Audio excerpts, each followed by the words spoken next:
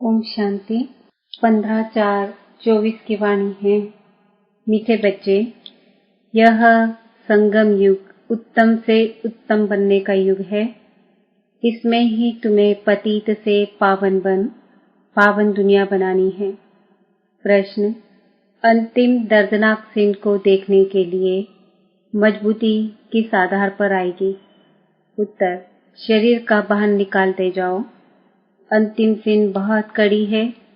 बाप बच्चों को मजबूत बनाने के लिए अशरीरी बनने का इशारा देते हैं। जैसे बाप इस शरीर से अलग हो तुम्हें सिखलाते हैं, ऐसे तुम बच्चे भी अपने को शरीर से अलग समझो। अशरीरी बनने का अभ्यास करो।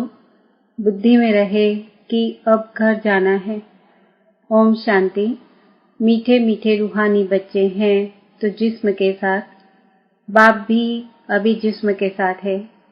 इस घोड़े व गाड़ी पर सवार है और बच्चों को क्या सिखलाते हैं, जीते जी मरना कैसे होता है, और कोई यह सिखला न सके सिवाय बाप के। बाप का परिचय सब बच्चों को मिला है। वह ज्ञान सागर पतित पावन है। ज्ञान से ही तुम पतित से पावन बनते हो और पावन दुनिया भी बनानी है। इस पतित दुनिया का ड्रामा प्लान अनुसार विनाश होना है। सिर्फ जो बाप को पहचानते हैं और ब्राह्मण भी बनते हैं, वही फिर पावन दुनिया में आकर राज्य करते हैं। पवित्र बनने के लिए ब्राह्मण भी जरूर बनना है। यह संगम युग है ही पुरुषोत्तम अर्थात उत्तम से उत्तम पुरुष बनने का युग। कहेंगे उत्तम तो बहुत साधु संत महात्मा वजीर अमीर प्रेसिडेंट आदि हैं, परंतु नहीं, यह तो कलयुगी भ्रष्टाचारी दुनिया पुरानी दुनिया है। पतित दुनिया में पावन एक भी नहीं। अभी तुम संगम युगी बनते हो। वो लोग पतित पावनी पानी को समझते हैं। सिर्फ गंगा नहीं, जो भी नदियां हैं, जहां भी पानी देखते हैं, समझते हैं पानी पावन करने वाला है। यह बुद्धि में बैठा हुआ है। कोई कहाँ जाते हैं, मतलब पानी में स्नान करने जाते हैं, परंतु पानी से तो कोई पावन हो न सके।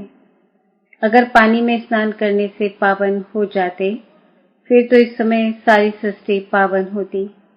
इतने सब पावन दुनिया में होने चाहिए। यह तो पुरानी रस्म चली आती है। सागर में भी सारा किचड़ा आदि जाकर पड़ता है, फिर वह पावन कैसे बनाएंगे? पावन तो बनना है आत्मा को। इसके लिए तो परम पिता चाहिए जो आत्माओं को पावन बनाए। तो तुमको समझाना है। पावन होते ही सतयुग में है, पतित होते हैं कलयुग में। अभी तुम संगम युग पर हो। पतित से पावन होने के लिए पुरुषार्थ कर रहे हो। तुम जानते हो हम शूद्र वर्ण के थे, अब ब्राह्मण वर्ण के बने हैं। शिव बाबा प्रजापिता ब्रह्मा द्वारा बनाते हैं। हम हैं सच्चे सच्चे मुक्त वंशावली ब्राह्मण। वह है कुक वंशावली प्रजापिता। तो प्रजा सारी हो गई। प्रजा का पिता है ब्रह्मा। वो तो ग्रेट ग्रेट ग्रैंडफादर हो गया। जरूर वह था, फिर कहाँ गया? पुनर्जन्म तो लेते हैं ना। यह तो बच्चों को बताया है। ब्रह्मा भी पुनर्जन्म लेते हैं। ब्रह्मा और सरस्वती, माँ और बाप, वही फिर महाराजा महारानी लक्ष्मी नारायण बनते हैं, जिसको विष्णु कहा जाता है। वही फिर 84 जन्मों के बाद आकर ब्रह्मा सरस्वती बनते हैं। यह रास्तों समझाया है। कहते भी जगत अम्बा तो सारे जगत की माँ हो गई। लौकिक माँ तो हर एक की अपने अपने घर में बैठी है, परंतु जगत अम्बा को कोई जानते ही नहीं। ऐसे ही अंधश्रद्धा से कह देते हैं, जानते कोई को भी नहीं। जिसकी पूजा करते हैं उनके ऑक्यूपेशन को नहीं जानते। अभी तुम बच्चे जानते हो, रचिता है ऊंचे ते ऊंच, यह उल्टा झाड़ है। इनका बीज रूप ऊपर में है। बाप को ऊपर से नीचे आना पड़े तुमको पावन बनाने। तुम बच्चे जानते हो बाबा आया हुआ है हमको इस सृष्टि के आदि मध्य अंत का ज्ञान देकर फिर उस नई सृष्टि का चक्रवर्ती राजा रानी बनाते हैं। इस चक्र के राज को दुनिया में तुम्हारे सिवाय और कोई नहीं जानते हैं। बाप कहते हैं फिर 5000 वर्ष बाद आकर तुमको सुनाऊंगा। यह ड्रामा बना बनाया है। ड्रामा के क्रिएटर, डायरेक्टर, मुख्य एक्टर्स और ड्रामा के आदि मध्य अंत को न जाने तो उनको बेअक्ल कहेंगे ना। बाप कहते हैं 5000 वर्ष पहले भी हमने तुमको समझाया था, तुमको अपना परिचय दिया था, जैसे अब दे रहे हैं। तुमको पवित्र भी बनाया था, जैसे अब बना रहा हूँ। अपने को आत्मा समझ, बाप को याद करो, वही सर्वशक्तिमान पतित पावन है। गायन भी है अंतकाल जो फलाना सिमरे, वल अर्थात घड़ी घड़ी ऐसी योनि में जाए। अब इस समय तुम जन्म तो लेते हो, परंतु सुकर कुकर कुत्ते बिल्ली नहीं बनते हो। अभी बेहद का बाप आया हुआ है। कहते हैं मैं तुम सभी आत्माओं का बाप हूँ। यह सब काम चिता पर बैठ काले हो गए हैं, इन्हों को फिर ज्ञान चिता पर चढ़ाना है। तुम अब ज्ञान चिता पर चढ़े हो, ज्ञान चिता पर चढ़ फिर विकारों में जा न सके। प्रतिज्ञा करते हैं हम पवित्र रहेंगे। बाबा कोई बार राखी नहीं बंधवाते हैं, यह तो भक्ति मार्ग का रिवाज चला आता है। वास्तव में यह है इस समय की बात। तुम समझते हो पवित्र बनने बिगर पावन दुनिया का मालिक कैसे बनेंगे। फिर भी पक्का कराने के लिए बच्चों से प्रतिज्ञा कराई जाती है। कोई ब्लड से लिख कर देते हैं, कोई कैसे लिखते हैं। बाबा आप आए हैं, हम आपसे वर्षा जरूर लेंगे। निराकार साकार में आते हैं ना।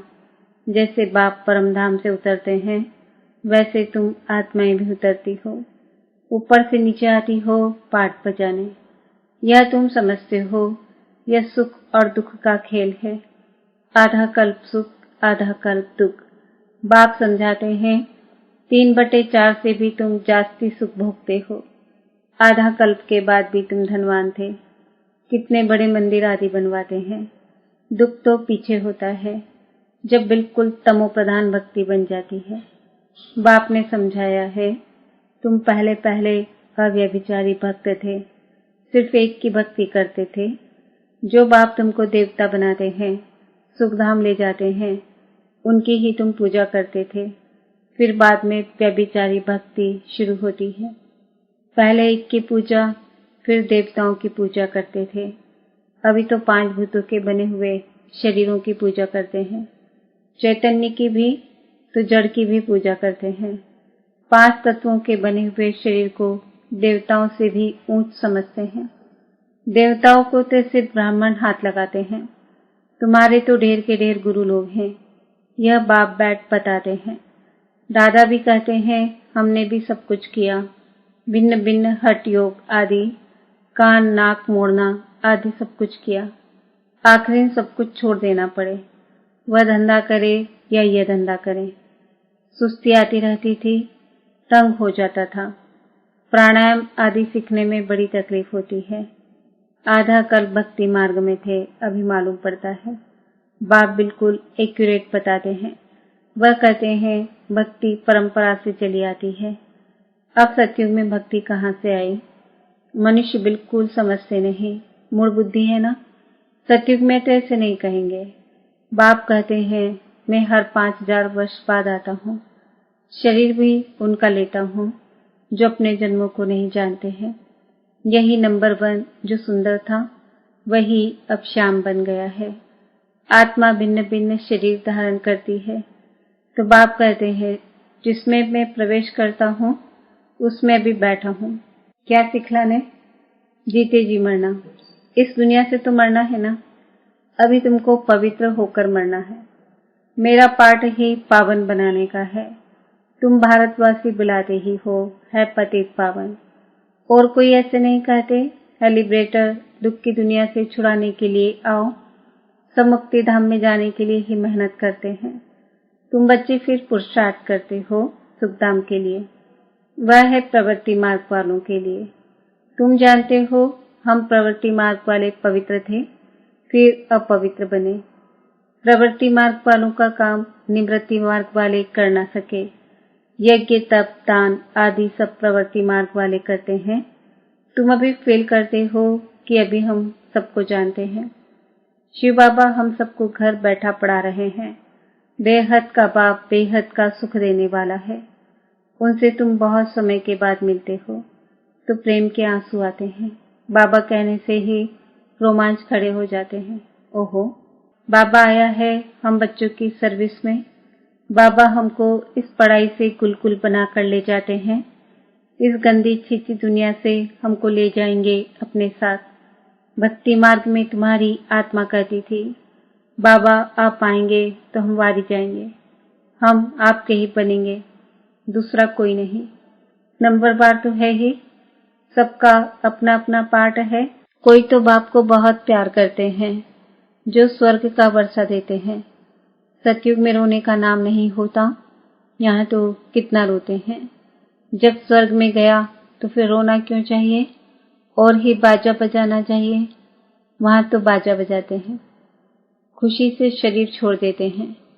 यह रस्म भी शुरू यहाँ से होती है। यहाँ तुम कहेंगे हमको अपने घर जाना है, वहां तो समझते हो पुनर्जन्म लेना है, तो बाप सब बातें समझा देते हैं। भ्रमरी का मिसाल भी तुम्हारा है। तुम ब्राह्मणीय हो, विष्टा के कीड़ों को तुम भू भू करती हो। तुमको तो बाप कहते हैं इस शरीर को भी छोड़ देना है, जीते जी मरना है। बाप कहते हैं अपने को आत्मा समझो, अब हमको वापस जाना है। अपने को आत्मा समझ बाप को याद करना है, देह को भूल जाओ। बाप तो बहुत मीठा है, कहते हैं मैं तुम बच्चों को विश्व का मालिक बनाने आया हूँ। अब शांति धाम और सुख धाम को याद करो। अल्फ और बे, यह है दुख धाम। शांति धाम हम आत्माओं का घर है। हमने पाठ बजाया, अब हमें घर जाना है। वहाँ एक चीची शरीर नहीं रहता है, अभी तो बिल्कुल ही जड़जड़ीभूत शरीर हो गया है। अब हमको बाप सन्मुख बैठ सिखलाते हैं इशारे में, मैं भी आत्मा हूँ, तुम भी आत्मा हो। मैं शरीर से अलग होकर तुमको भी वही सिखलाता हूँ। तुम भी अपने को शरीर से अलग समझो। अभी घर जाना है, यहाँ तो रहने का अभी नहीं है। यह भी जानते हो अभी विनाश होना है। भारत में रक्त की नदियां बहेंगी, फिर भारत में ही दूध की नदियां बहेंगी। यहाँ सब धन वाले इकट्ठे हैं, सब आपस में लड़ मरेंगे। यह पिछाड़ी का मौत है। पाकिस्तान में क्या क्या होता था, बड़ी कड़ी सीन थी, कोई देखे तो बेहोश हो जाए। अभी बाबा तुमको मजबूत बनाते हैं, शरीर का भान भी निकाल देते हैं। बाबा ने देखा बच्चे याद में नहीं रहते हैं, बहुत कमजोर हैं, इसलिए सर्विस भी नहीं बढ़ती है। घड़ी घड़ी लिखते हैं, बाबा याद भूल जाती है, बुद्धि लगती नहीं है। बाबा कहते हैं योग अक्षर छोड़ दो। विश्व की बादशाही देने वाले बाप को तुम भूल जाते हो। आगे भक्ति में बुद्धि कहीं और तरफ चली जाती थी तो अपने को चुटकी काटते थे।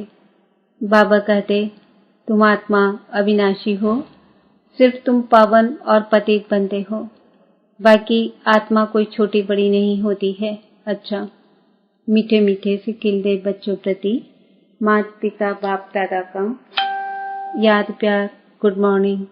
रूहानी बाप की रूहानी बच्चों को नमस्ते। रूहानी बच्चों की रूहानी बाप दादा को याद प्यार, गुड मॉर्निंग, नमस्ते, ओम शांति। धारणा के लिए मुख्य सार, अपने आप से बातें करो। ओहो, बाबा आया है हमारी सर्विस में, वह हमें घर बैठे पढ़ा रहे हैं। बेहद का बाबा बेहद का सुख देने वाला है, उनसे हम अभी मिले हैं। ऐसे प्यार से बाबा कहो और खुशी में प्रेम के आंसू आ जाए, रोमांच खड़े हो जाए। अब वापस घर जाना है, इसलिए सबसे ममत्व निकाल जीते जी मरना है। इस देह को भी भूलना है, इससे अलग होने का अभ्यास करना है। वरदान, बीती हुई बातों व वृत्तियों को समाप्त कर संपूर्ण सफलता प्राप्त करने वाली स्वच्छ आत्मा भव। सेवा में स्वच्छ बुद्धि, स्वच्छ वृत्ति और स्वच्छ कर्म सफलता का सहज आधार है। कोई भी सेवा का कार्य जब आरंभ करते हो तो पहले चेक करो कि बुद्धि में किसी आत्मा की बीती हुई बातों की स्मृति तो नहीं है। उसी वृत्ति दृष्टि से उनको देखना, उनसे बोलना, इससे संपूर्ण सफलता नहीं हो सकती। इसलिए बीती हुई बातों को व वृत्तियों को समाप्त कर स्वच्छ आत्मा बनो, तब ही संपूर्ण सफलता प्राप्त होगी। स्लोगन: जो स्व परिवर्तन करता है, विजय माला उसी के गले में पड़ती है। ओम शांति। आज का स्वमान है, मैं स्वच्छ